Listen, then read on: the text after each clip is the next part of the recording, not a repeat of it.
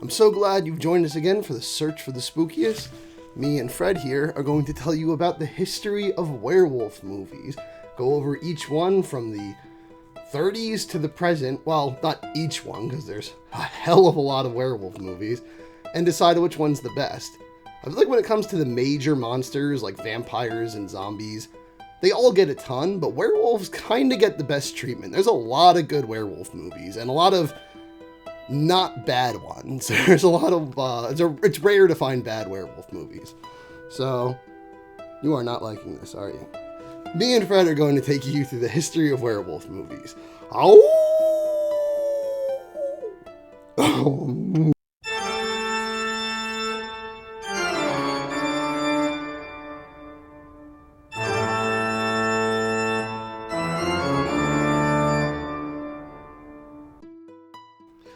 Alright, so Fred didn't want to sit here the whole time. He's actually right here.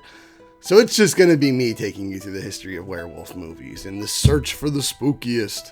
As I always say, the original Universal Monster movies are my favorites. So I'm not going to count The Wolfman as the best werewolf movie in this search, because I think it is undoubtedly the best werewolf movie.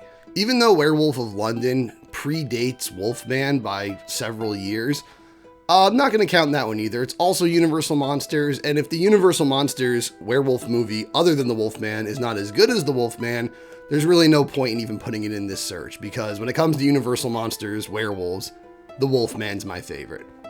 That's it.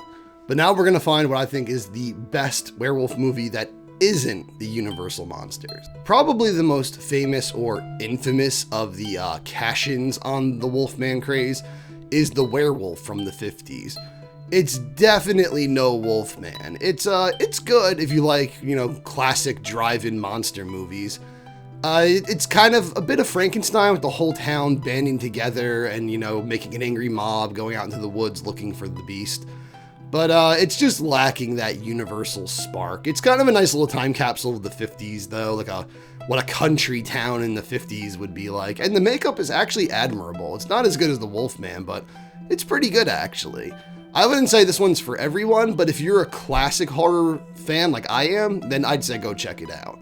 But when it comes to werewolf movies, I feel like they really blew up in like the 70s to the present. I don't feel like before that they were as big as vampires or something. They've been, I guess in the grand scheme of things, they came a little later in the popularity explosion. Probably the most famous series of werewolf movies are the Howling films. There are a ton of Howling films. And admittedly, I've only seen the first two.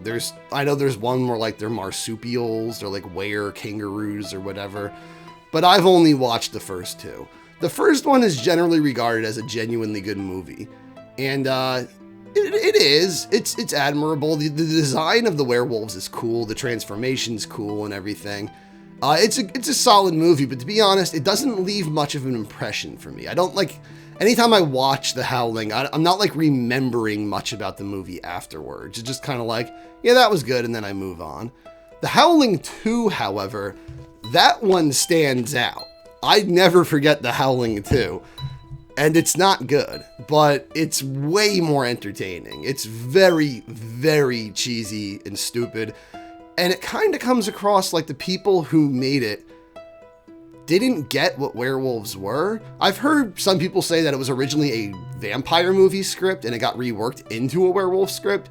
And that makes a lot of sense because they really, really pushed this idea that werewolves are sexy. And I mean, I know they are to some people, but for most people, they don't have that instant, like, raw, romantic appeal like a vampire has. They're more just like a savage beast. And I know a lot of people are into that, but it just seems weird when you're just making a movie about, like, being sexy and seductive and it's all about werewolves. Having a scene of a bunch of hair laying in bed, growling and snarling and roaring is not the sexiest thing. But this movie really goes hard with the sexy werewolves. They really want you to think being a werewolf is the sexiest thing. The most memorable thing about the movie is the awesome cheesy song that they made for it that they were clearly really proud of. They performed the whole song, like the band performs it on the stage in the movie. Then at the end of the movie, they show a whole music video for it that they made that's like clips in the movie. And, it's got so much class. Every time it goes, howling, You have the shot, the same reused shot of the main female villain ripping her shirt off and exposing her breasts. And it just, every time, howling, like it's, it seems like a joke. It seems like someone edited it to make fun of the movie, but it's actually in the movie. So they were definitely proud of that. They definitely thought that was like a really, really cool song. Every now and then that would happen back in the 80s. You'd get like a horror movie that was really proud of their pop song, and they would just plaster it all over the movie and make a single of it and everything. So it happened a lot, but this one is particularly cheesy. Another big one from the 80s is Silver Bullet, based on Stephen King's Cycle of the Werewolf. It's definitely not the most memorable Stephen King movie, that's for sure, but Gary Busey makes it stand out quite a bit. You really can't go wrong with Gary Busey. This is pre-accident, and obviously I'm not laughing at his accident, but, you know, after that he got kind of unpredictable. But this is back in the 80s. He was kind of already a bit of a loose cannon back then, but yeah, Gary Busey in Silver Bullet is really the only thing that really makes the movie for me personally. I don't think it's bad. It's definitely a fun werewolf movie, but there's really nothing about it that stands out other than Gary Busey. He's kind of like the cool uncle in the movie, not like that cool aunt or uncle or babysitter you have who, while yes, they're still a bit of a parental figure, they're still responsible, they still put you on the right track, they're also fun and they're kind of your friend, and you know, you do fun things with them that your parents might not do with you. They're a little cooler, a little more relaxed than your parents. You know, that's kind of who he is in the movie. And he hooks up the main character with like the coolest freaking wheelchair ever.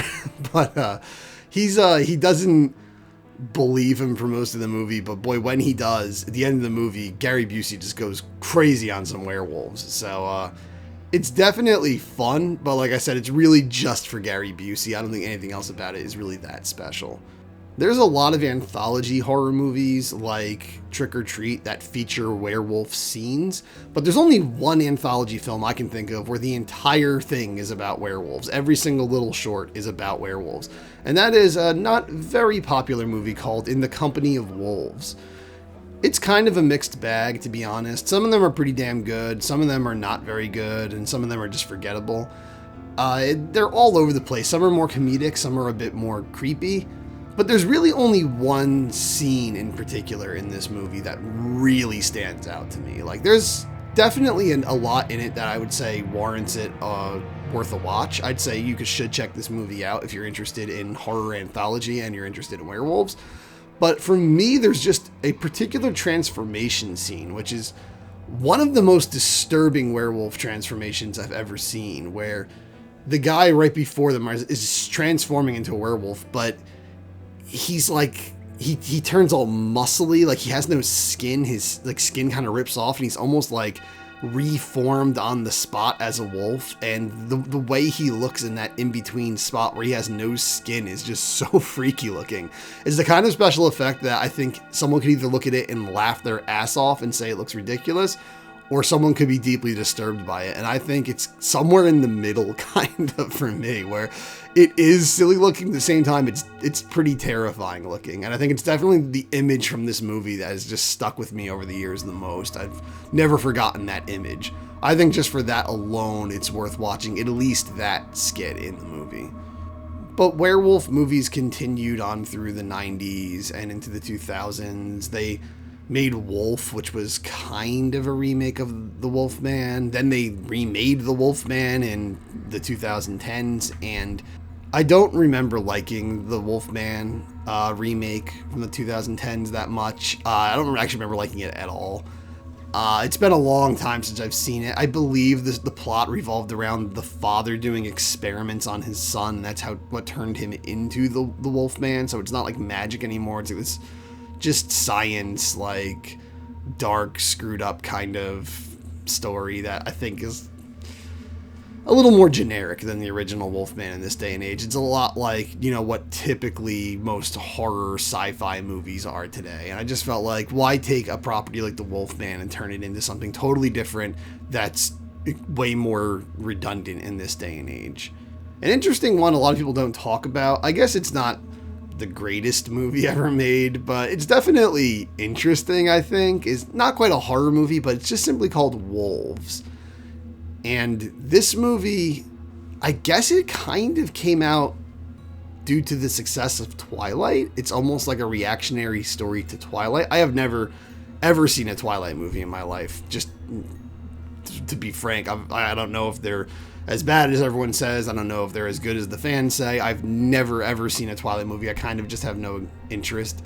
But I've seen Wolves, and I mean, first off, it has really good special effects. The actual, like, wolf makeup, it's all practical. There's not really, like, CG in their designs. They're just practical makeup designs, I believe. And they look outstanding. They look really cool. But it's a pretty good movie. There's some questionable stuff because, you know, this guy, he's like a high school kid and he's turning into a werewolf, and he can't control it, and he kills his guardians, his parents, and he did it as a werewolf, so he didn't want to do it as a human. He just, like, couldn't control himself as a wolf, so he kind of runs away, and he ends up finding this town that is all werewolves, and werewolves kind of just live in peace there, and they learn to control their werewolfism, their lycanthropy, and they, like, just live as civilized people. And he just starts living with this old couple where the husband is a werewolf, and he meets Wendy Corduroy, and they start hitting it off, and then they have, like, crazy werewolf sex in a barn, and apparently werewolf sex is, like, the greatest freaking sex you can have. It's like, oh shit, they're taking it to werewolf sex in the barn. They're having a good time. It's like, what is with these movies just making werewolves out to be, like, super sexy? I don't get why so many movies try to make werewolves sexy. But, I mean, hey, I guess speaking of sexy werewolves, we have a villain in this movie, Jason Momoa, who is part of a group of werewolves who are, like, they're like a gang who want to still live like old werewolves and hunt people and kill them and eat them and everything. And there's kind of like a war going on, almost like a gang war. It's almost like, I don't know, like The Outsiders or something, but for wolves. And it's like the new civilized werewolves versus the werewolves who want to live like the horror legend werewolves. And it sounds really freaking stupid when I'm describing it, and it's not the greatest movie ever, but I think it's actually a pretty fun movie, a pretty interesting movie, and you do, like, actually care about the characters. I think it's a pretty good attempt. I thought it was fun, and the special effects were outstanding. I also like that it has that very, like, country kind of feel to it. It feels like a very autumn-y movie, like a good movie to watch in the autumn, because it's very, like, country. There's a farm. They're, like, on a farm and everything. They're, you know, screwing in barns and everything. So it's like, you got all the woods there. The bad guys are, like, always in the woods, and it has a very, like, fall feel to it to me, even though I think it actually takes place in summer, but whatever. Wolves, yeah, not the greatest werewolf movie ever, and not really a horror movie by definition, but I think definitely worth checking out. But werewolves also have a lot of comedy movies. It's true for vampires and witches and everything. They all have a lot of comedy films, sometimes just as much as they have actual horror films. But werewolves seem to have a few noteworthy ones. One not a lot of people talk about is Full Moon High. It's understandable that no one talks about it. It's a pretty low budget, you know, not known film. I don't think a lot of people know this movie exists. And it's not the greatest. Like, half the comedy is really, really bad, but then half of it is actually surprisingly funny. Like, there's a scene, it doesn't sound funny, but when his father dies, the main character, who's a teenager turning into a wolf, you know, I guess I have to back up a bit. So, you know, his father goes to Europe, I think Transylvania, and he brings his son on a trip, and the son gets attacked by a werewolf in the streets. And from then on, he becomes a werewolf. And when he comes back to school, he's like hanging out with huskies and stuff, and he's just acting like a wolf. He's eating dog. He's like stealing dog food from backyards and stuff. And yeah, so there's a part where his dad dies, and everything leading up to it, and the scene where the dad dies, and then most of all the funeral for the dad, are really, really funny. Like, they're actually really funny scenes. But then there's a lot of stuff in the movie that just isn't funny. It does a big time jump at some point, and I'm fine with that. You know, it starts off in like the 50s, and then it jumps to the 70s, and which was like the present day, then the late 70s, I believe, or early 80s. I think it was the late 70s. I think this movie came out, and he's not aging. Everyone else he went to school with is aging, and they're all like married and stuff. So he finally comes back to his hometown now, and he's way older, and he's playing the part of like his son. He's pretending to be the son of the student who was there 20 years earlier. And there's this running gag. There's this one girl from his class who was like obsessed with him, and she always wanted to get with him. And there was another guy that she didn't really care about who was obsessed with her. And now in the future, or the present day, I should say, she's married to the guy who was obsessed with her, and she doesn't give a damn about him. And now that the werewolf comes back to school, she's like super into the werewolf again. And all of that's pretty funny, but there's some jokes that just don't land.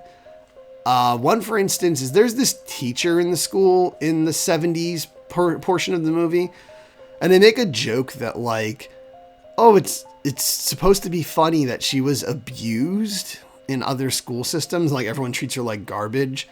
And they make a joke that like, oh, she was sexually abused at her last school she taught at.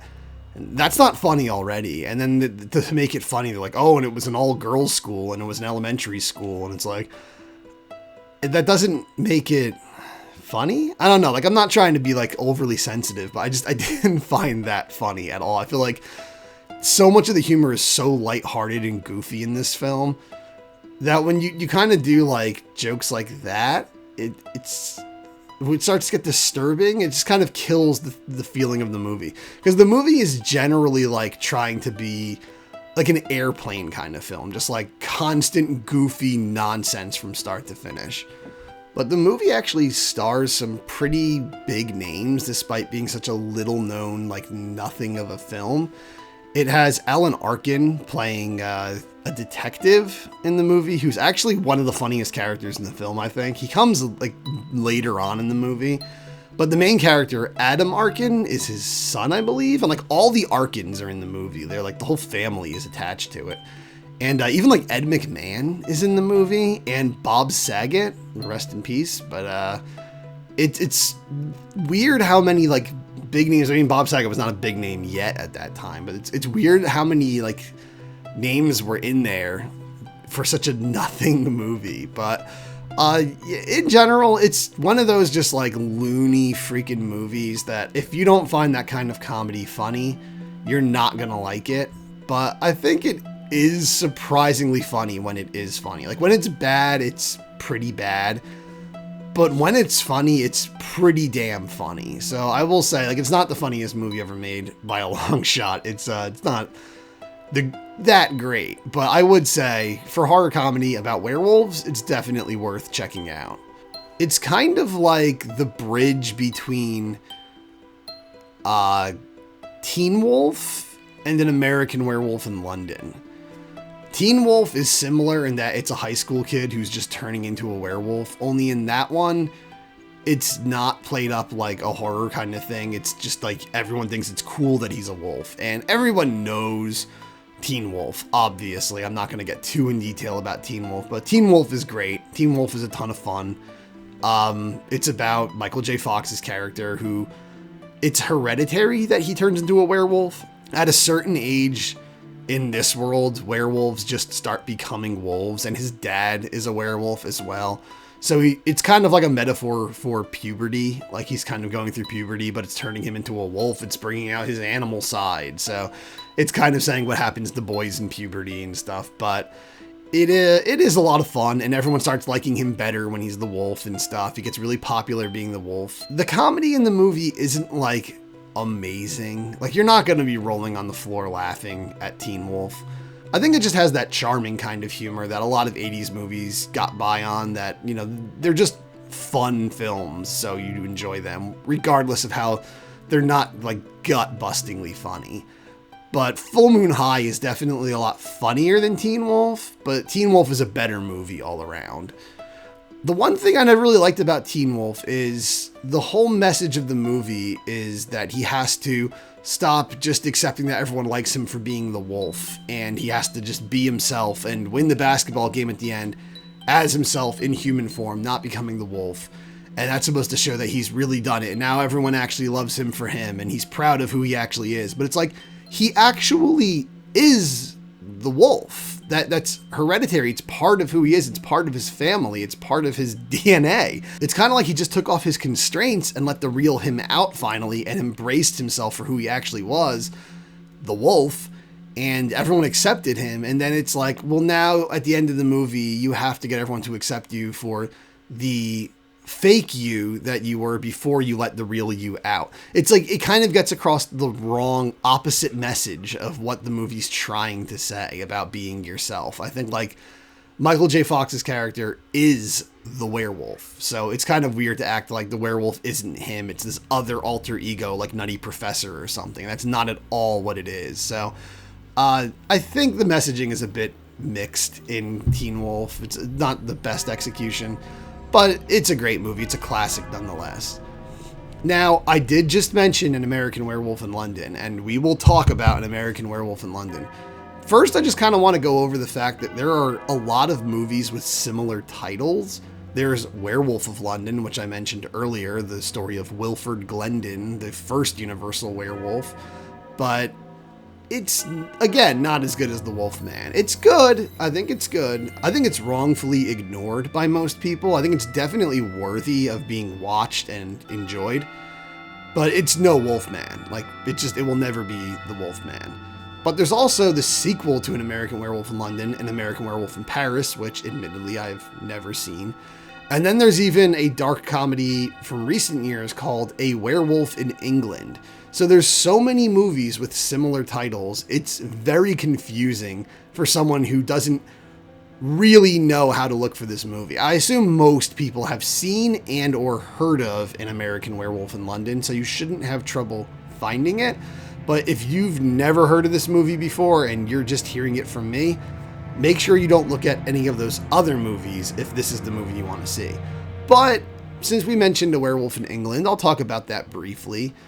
It's weird because it's a horror comedy, but it also is kind of just a horror movie.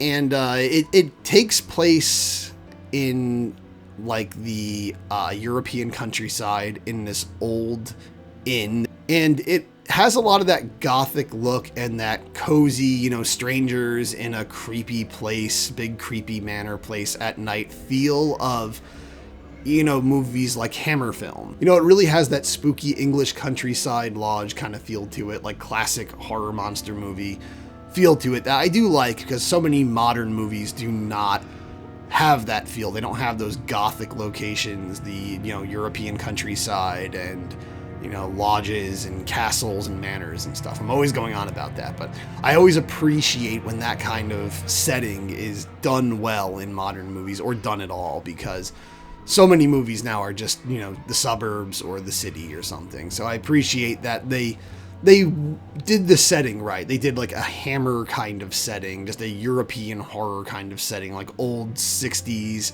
50s, 70s kind of horror setting. The movie's a bit weird though, because it's not so on the nose with its comedy, but then sometimes it is. Like just the look of the werewolves is cheap. Their faces don't move. They're always just stuck in the same kind of position. So it's kind of just inherently silly looking, and I feel like it's supposed to be. You're supposed to laugh at how cheap and limited they look. But most of the comedy is not that on the nose. Like, there is some obvious comedy, but when it hits you all of a sudden with a scene where a guy's hiding, under behind a couch or whatever, and a werewolf stepping over him, not knowing he's there, and then the werewolf just dumps ass all over him, just takes a huge crap on him, and it goes on really long, and it's just super disgusting, and it's it's funny, but it's so jarring because the movie isn't that on the nose with the comedy for most of it. And then sometimes it just turns into all right, screw it, it's a Jim Carrey movie. So it seems like really uneven in the style of humor that it's going for. I think a lot of times it's a little more like clever dark comedy, kind of done in the writing and all, and then other times like here's just purposely cheap special effects and poop jokes and stuff. So it's kind of weird. It's a mixed bag, but I think it's a fun movie. I actually had a decent amount of fun watching it. If you just want like a cheesy, stupid, modern horror comedy about werewolves, but it's definitely nothing that memorable. But the horror comedy about werewolves that is super memorable is An American Werewolf in London. Let's go back to that now. Usually in the search for the spookiest videos, the top pick I go with is going to be, I mean, it's always my favorite. It's always my number one choice because I'm just telling you what I think are the best movies of each genre. They're my highest recommendation for that genre.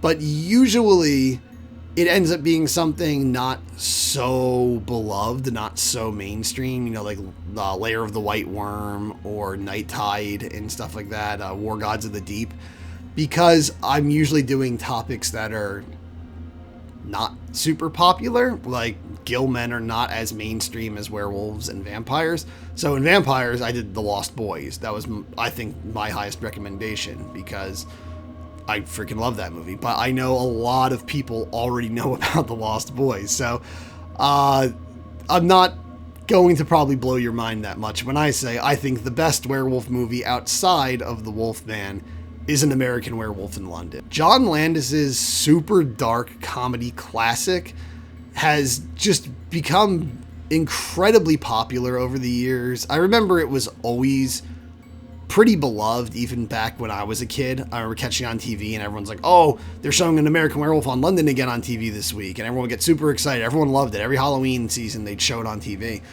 And I just remember like it was always funny, but as a kid, you know, it wasn't as funny. I think it's one of those movies as you get older, you start to see that it's funnier and funnier in screwed up kind of ways.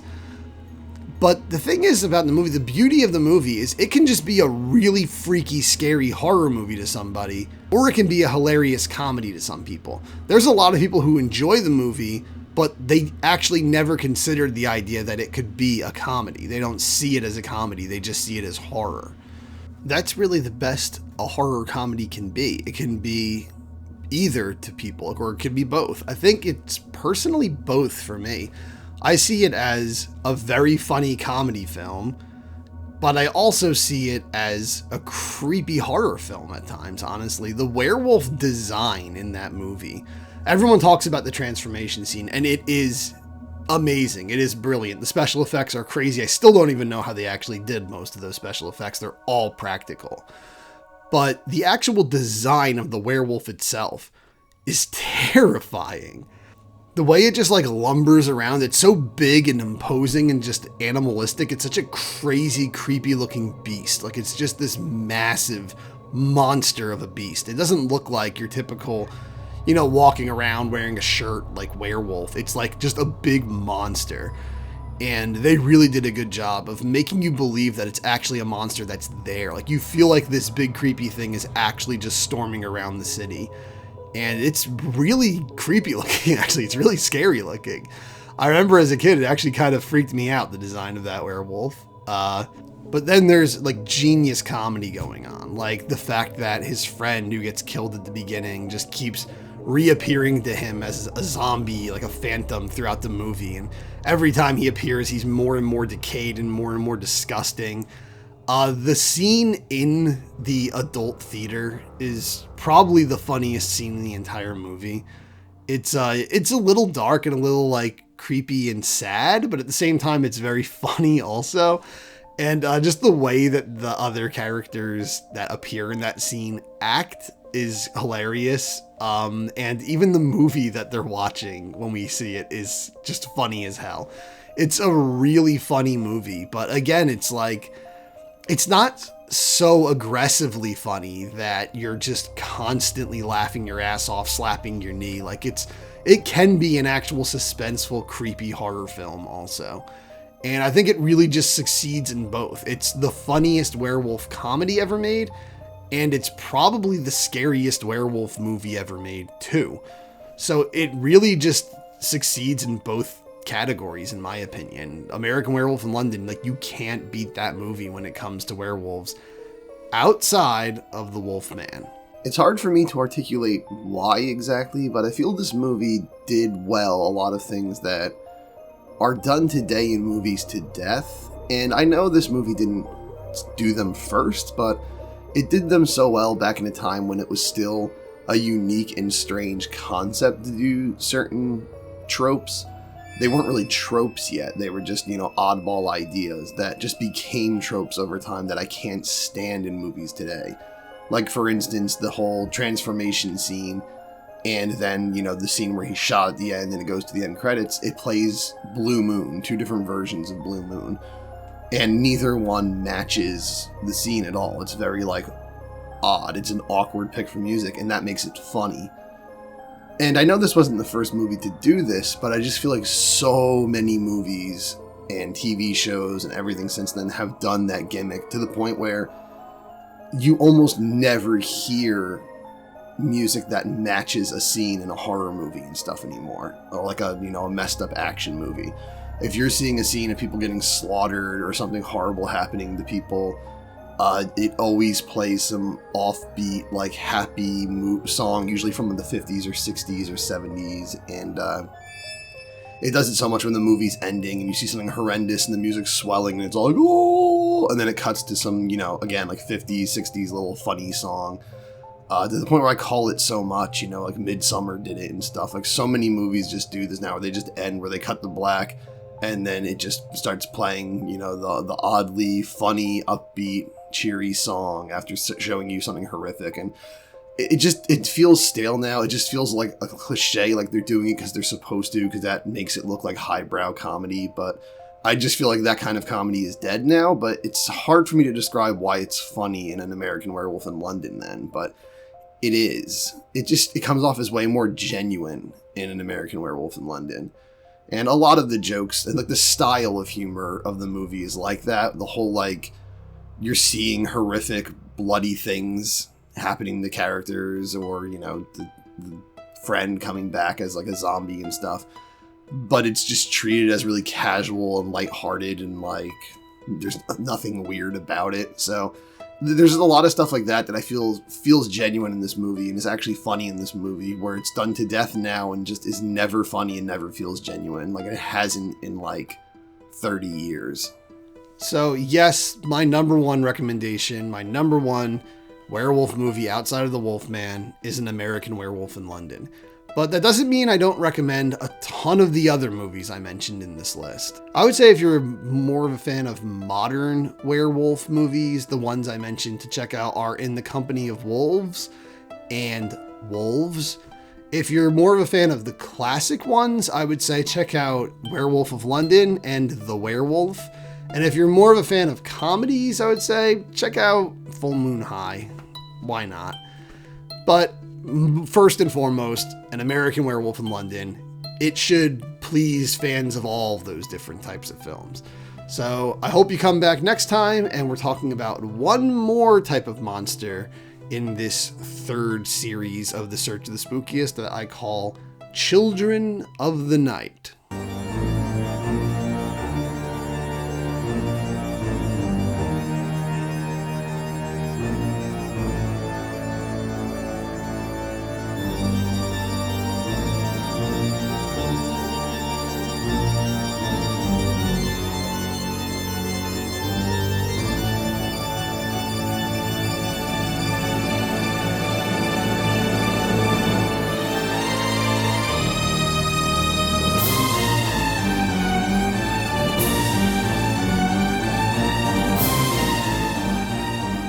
All the liking and subscribing and the sharing and the bell stuff.